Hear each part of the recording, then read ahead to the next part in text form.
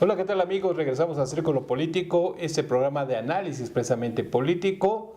En la mesa, pues ya saben, estamos Alejandro Lelo de la Rea y Luis Rodríguez Munguía y Víctor Hugo Barrera. Tenemos temas importantes en esta mesa de análisis. Regresamos en un momento.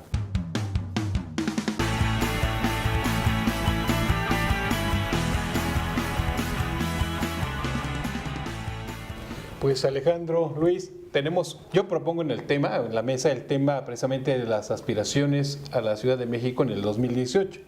Vamos desde lo pequeño y luego llegaremos a lo grande, pero ¿quiénes serán los posibles candidatos de los partidos o del frente, partidos independientes, partidos políticos ya constituidos y también de un frente posible? Yo veo, bueno, primero que nada veo en el caso de la Ciudad de México que va a ser el candidato quizás el más fuerte o los dos más fuertes va a ser el candidato del frente, porque yo veo que va a haber una alianza PAN-PRD y a lo mejor alguno de los otros partidos chicos, y entonces el candidato de esa alianza va a ser un candidato muy competitivo. Ahí dependerá también de quién sea el candidato presidencial. Un poco lo que veo es que si la candidata presidencial es mujer, dígase Margarita Zavala, que es la única mujer que yo veo por el momento, el candidato a jefe de gobierno será un hombre, ¿no? Y ahí yo no sé si pueda ser Salomón Chertorivsky, aunque no es muy del agrado del grupo del grupo gobernante de Miguel Mancera, ¿no? Del PRD, no es militante del PRD, es un poco más filopanista porque trabajó con Calderón. Veo ahí en ese caso vería fuera de la jugada Alejandra Barrales, y la candidata es mujer, la candidata presidencial, pero veo otros candidatos como Manuel Granados, muy cercano a Miguel Ángel Mancera, veo a Armando Agüed, que aunque dicen que se va de candidato a Guanajuato, yo más bien lo veo en esta alianza PAN-PRD, pues quizás siendo candidato a la Ciudad de México. Ha estado muy activo y tiene... Pero eso es mientras, siempre y cuando se lleve a la alianza, al frente, tanto en lo nacional y en lo local, porque posiblemente pueda ser en lo nacional y en lo local no. O sea, el PAN también quiere ganar algunas jefaturas, tendrían que estarse... No, yo creo que tendrían que ir en las dos, y te digo por qué, porque es un poco, al PRD le dejamos lo que ya tiene, que es la ciudad, y el PAN va por la presidencia, ¿no? O sea, yo creo que la alianza por lo menos incluye estos dos componentes. No sé si va con las otras 8 elecciones de gobernador, pero con estas dos concretamente sí creo que va al frente, va en el paquete, ¿no? ¿Tú, Luis? Sí, yo creo que la gran sorpresa va a ser el candidato de Morena, aun y cuando la alianza ponga a un perredista o panista, yo me imagino que el gran contrapeso o el gran jugador de la elección en la Ciudad de México va a ser quien sea el candidato de Morena. Hay dos perfiles ya muy claros: el delegado actual de la Cuauhtémoc, Ricardo Monreal, y el otro que también tiene aspiraciones legítimas, no de ahora, sino de mucho tiempo, pues es Martí Batres, ¿no? Y dejas afuera a Sheinbaum, que es la ahijada casi predilecta de... Sí, Sheinbaum no tiene ninguna posibilidad de poder. Sí, es una persona cercana al círculo de López Obrador, pero no tiene posibilidades ni tanto arraigo como lo tiene en las tribus, como sí lo tiene Martí Batres, y el recién llegado a la Ciudad de México, porque también tiene mucha fuerza Ricardo Monreal, ¿no? En su posición de delegado ha sabido construir muy bien. De tal suerte que son dos personajes que sin duda van a empezar mucho para el otro candidato de la alianza. Yo no veo de esos tamaños candidatos de la alianza, ¿no? Sea quien sea, incluso Barrales no le llega a un Monreal y no lo llega a un Martí. Viene de un PRD, si es el aliado del PRD, si es el candidato del PRD, viene de un PRD muy desgastado en la Ciudad de México. Y yo creo que la gran sorpresa va a ser justo que tengamos un jefe de gobierno morenista. Y cuando digo morenista me refiero a López Obrador, porque López Obrador ya lo hizo, ¿no? Entonces será muy fácil, bueno, no muy fácil, pero será de alguna manera muy natural que todo el poder y estructura y la ingeniería fina que hizo López Obrador cuando López Obrador llegó al poder a la Ciudad de México, lo esté también ya tejiendo para sus próximos candidatos o su candidato que ponga por historia, a la Ciudad de México. Ahí yo difiero de ti en el caso de Claudia Sheinbaum. Claudia Sheinbaum Por dos razones fundamentales yo la veo con muchas posibilidades. La primera, que ella representa una parte de los intereses, sobre todo de los intereses de los constructores. Hay que recordar que ella fue, a pesar de que fue secretaria del Medio Ambiente, fue la encargada de los segundos pisos aquí en Periférico, y además metía la mano en otras obras de relumbrón de la Ciudad de México. Entonces está muy ligada a los intereses. Y número dos, la veo con muchas posibilidades porque en Morena la elección del candidato a jefe de gobierno va a ser muy democrática, lo que diga el dedo y lo que diga López Obrador, y creo yo que López Obrador tiene como favorita a Claudia Sheinbaum. Claudia Sheinbaum. Yo también sigo insistiendo, Sheinbaum sería la cabeza, a lo mejor las otras dos personas quedarían como a ver si qué gallo ponen, y en el PRI está barajando, ¿no?, un nombre muy importante. Decían que podría ser Narro si no llega a la presidencia. Si llega a la presidencia podría ser la sorpresa Pablo Escudero, que está muy ligado a un grupo importante dentro del PRI, iría por el Verde PRI, es decir, ya tienen candidato ahí. Que además es que es senador del Verde, ¿no? Por la Ciudad de México. Por la Ciudad de México. Es senador de mayoría, ¿no? No es Sí, no es plurinominal. No ha sido elegido por el voto, pero eso es lo que pone el PRI como arma principal. Y si no se lleva el frente, es decir, el frente también aquí estaría con el PRI, pero pues el PRI también quiere sus cosas. Pero pues hasta ahí le dejamos, vamos a un corte, regresamos.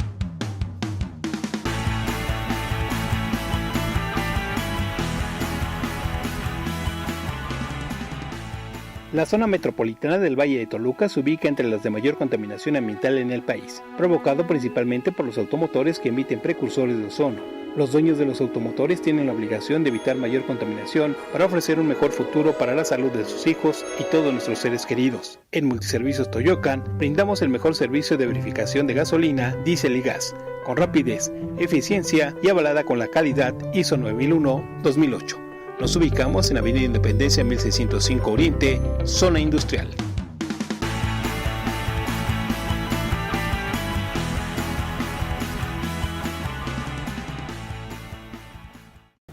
Bueno, ahora vamos a empezar a hablar un poco sobre la magna obra del nuevo Aeropuerto Internacional de la Ciudad de México.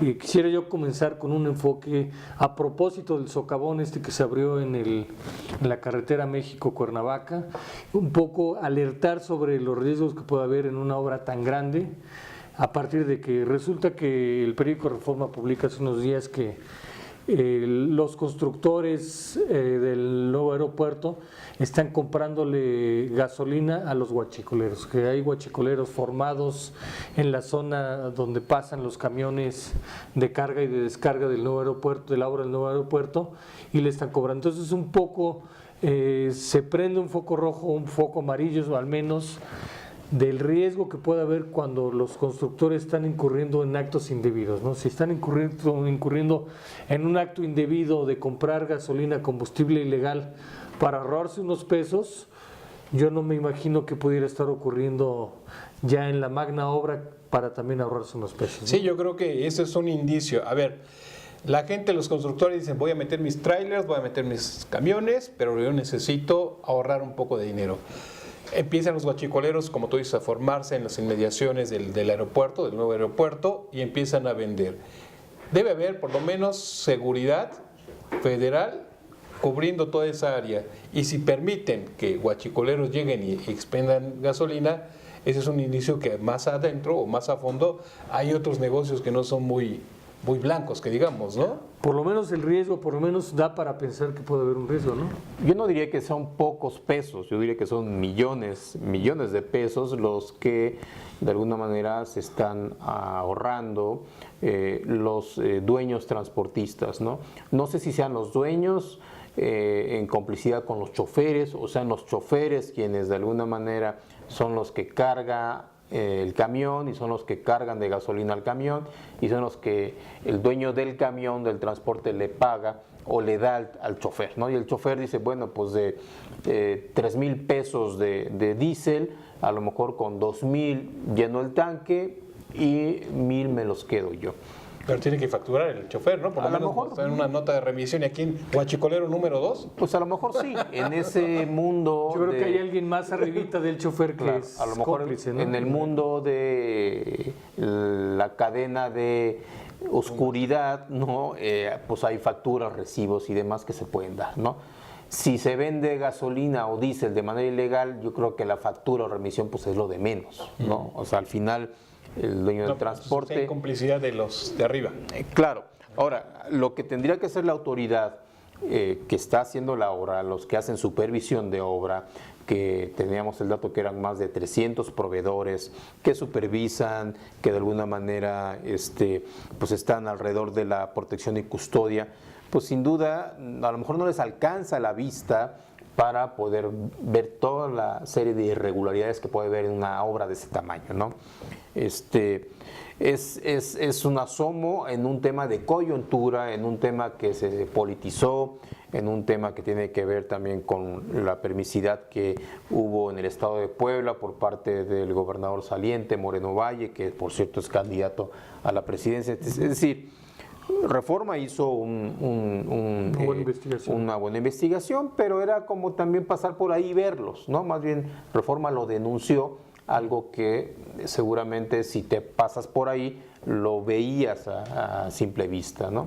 De tal suerte que sí es un problema que yo creo que las autoridades del nuevo aeropuerto no solo tienen que investigar el tema a fondo, sino también es posible que salgan otros muchos temas de corruptelas que hay alrededor del negocio del aeropuerto, ¿no? Llámese transportistas, llámese dónde van a desembocar todos los desechos de tierra que están sacando del aeropuerto, si en los desechos, en los confinamientos son regulados o no. En fin, ese es un asomo y yo creo que bastaría con irse a asomar y seguir un camión a ver dónde tira pues todo la tierra que están sacando al aeropuerto y si la tira de manera regular, si es un predio confinado, en fin, sin duda eso lo puede ser la propia autoridad que está supervisando la obra, pero resulta que los periodistas están haciendo labores de supervisión y eso yo creo que no debe pasar, ¿no? Pero sucede en este país complejo, lleno de corrupción por todos lados, pues sucede y es muy sintomático que habrá muchas cosas más. Pues qué bueno, porque nos dan la posibilidad de hacer más noticias al respecto. Yo aquí les dejo sobre la mesa la propuesta de que le estemos dando seguimiento al tema del aeropuerto, porque bueno, pues, queremos hablar mucho de temas de la Ciudad de México y acaso el tema de la gran obra que va a haber en la ciudad o que está viendo en la ciudad en este momento, pues es el aeropuerto, ¿no? Y es un proyecto a 2020, ¿no? Y luego la segunda parte es a 2065. Sí, pero también el tema principal es los terrenos, lo que nadie se dio cuenta que es zona lacustre, zona totalmente llena de agua al fondo. Lo que pasó en la carretera Morelos es un socavón tremendo, es decir, ahí también pasaba el agua, acá también pasaba el agua, es decir, ahí está el vaso principal del lago de Texcoco y vas a poner todo un mall enorme, ¿cuánto tiempo te va a aguantar? ¿O qué le vas a poner abajo para que no haya un socavón en 5 o 6 años? Habría que ver qué están haciendo y si eso que están haciendo en el aeropuerto no lo hicieron en el caso de la autopista, ¿no? Sí, es que, bueno... Entiendo que hay una técnica, pues ya nos podemos extender más, hay una técnica para sacar el agua, para comprimir el agua. Sí, sacas el agua pero te queda el hueco. Sí, lo que hicieron es lo que son las pistas es comprimir todo lo que justamente el agua ocupaba. Como esponja, como si fuera una esponja. Entonces aplastan la tierra y el agua que está ahí hacen como drenes para que luego el agua se filtre a cauces que ellos... Naturales que son, ¿no? Naturales y provocados o construidos. Sí, evitar que caiga por ahí todo el agua. Exactamente. Pero es un tema que nos da para mucho, seguiremos en esto. Vamos al siguiente tema.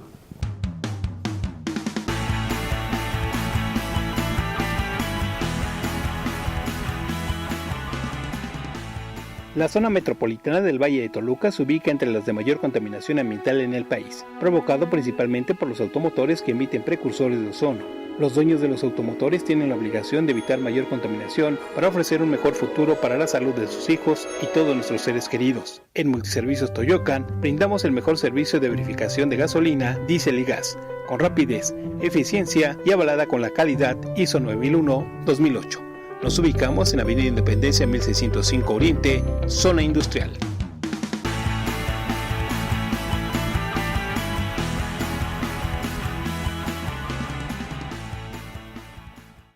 Regresamos a nuestro tercer bloque y vamos a hablar del senador Ríos Peter.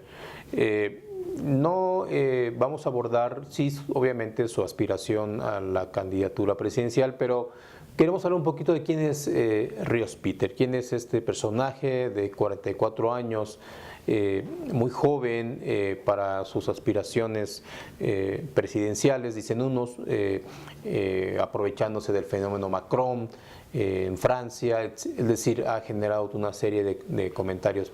Bueno, este personaje llamado Armando Ríos Peter nació el 21 de febrero de 1973 en Tecpan de Galeana, Guerrero. Es un muchacho que se formó en una familia de clase media, media baja. Su papá, del mismo nombre, Armando Ríos, fue periodista de la Nota Roja. Un tío de él también es periodista. En fin, fue un muchacho formado en una cuna totalmente no ostentosa, sino en una clase trabajadora, y eso pues le ha permitido tener una visión distinta, ¿no? Estudió abogado, derecho en la UNAM, luego estudió una maestría en seguridad nacional en Georgetown, y luego estudió economía, una maestría en economía en el ITAM, y también estudió administración pública en Harvard. En términos académicos, creo que sí tiene competitivo, un bagaje, solidez, ¿no? Ha ocupado cargos importantes en la gobierno de Guerrero, fue secretario del Estado de Finanzas de Guerrero, fue subsecretario a nivel federal también, fue diputado federal, hoy ocupa una curul en el Senado de la República, siempre vinculado en sus cargos con el PRD hasta que en febrero pasado renuncia al PRD y se hace candidato independiente, ¿no? Sin duda es un perfil interesante, muy distinto quizá a los tradicionales. Es casado, tiene 2 hijos, su mujer es una persona de cuna, pues sí, empresarial, y de alguna manera pues también muy en la causa de poder transformar al país, ¿no? Y yo le agregaría, Luis, que Armando Ríos Peter tuvo en primer lugar fue el senador más votado en su estado en las elecciones de 2012. Fue quien, en el porcentaje de votación de todos los senadores del PRD o de la alianza que hubo ese año, fue el que obtuvo más votos. Quedó en primer lugar en el Guerrero. Tuvo una fuerte posibilidad de ser candidato a gobernador de Guerrero, pero él se percató de toda la bola de intereses que había en la entidad y prefirió declinar esa posibilidad. Dijo que primero estaba su familia y otros aspectos del desarrollo político, porque sí, el estado de Guerrero está pues a la fecha muy accidentado, muy inseguro, hay una inestabilidad política. Y bueno, ahora hay un grupo de empresarios intelectuales, académicos, que ven en Armando Ríos Peter una especie de mexicano sobresaliente sin pertenecer a estas redes o complicidades con los liderazgos de los partidos políticos. Algunos lo llaman como el Macron mexicano, en alusión al hoy presidente francés que llegó por la vía independiente.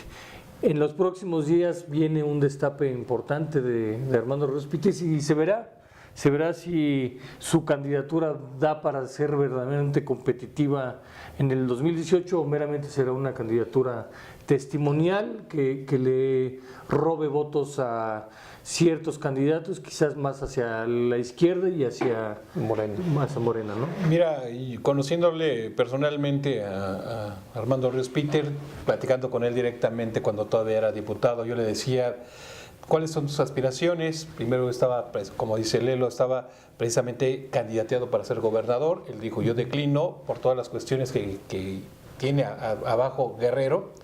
a pesar de haber sido subsecretario y secretario allá en Guerrero, tenía buen cartel. Dijo, yo declino porque sí, las aspiraciones para él es primero su familia y seguir buscando un crecimiento para México.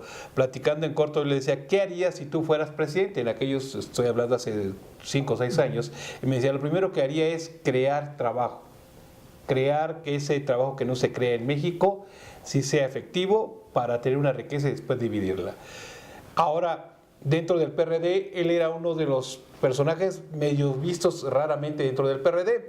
Hubo 3 personajes ahí dentro del PRD que les llamaban los chicos también de Chicago. Entre ellos estaba precisamente, no precisamente porque haya estudiado en Chicago, ¿no? Pero te acuerdas de aquella... Sí, como los Chicago Boys de Chile, ¿no?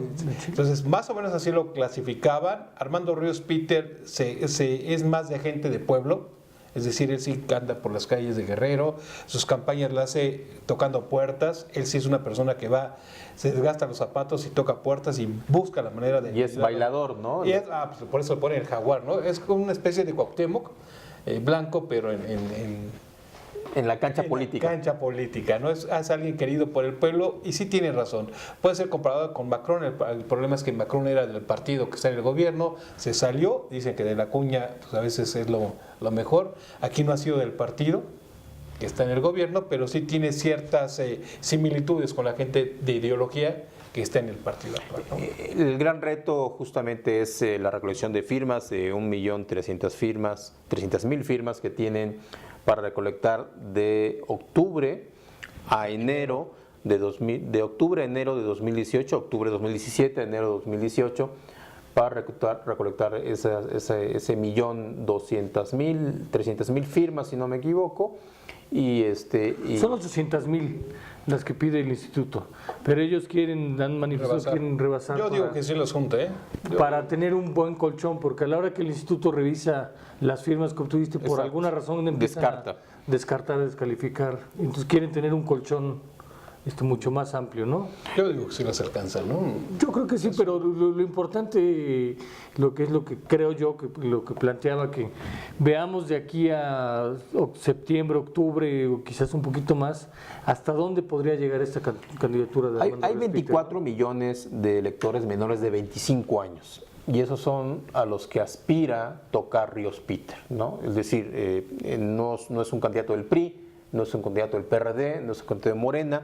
Y entonces hay todo un desencanto por candidatos partidistas y esos jóvenes de menores de 25 años suman 24 millones. Y eso va a ser el punto donde justamente Ríos Peter, creo yo, quiere llegar o quiere asomarse y quiere ofrecer su posible participación para candidato a la presidencia de la República.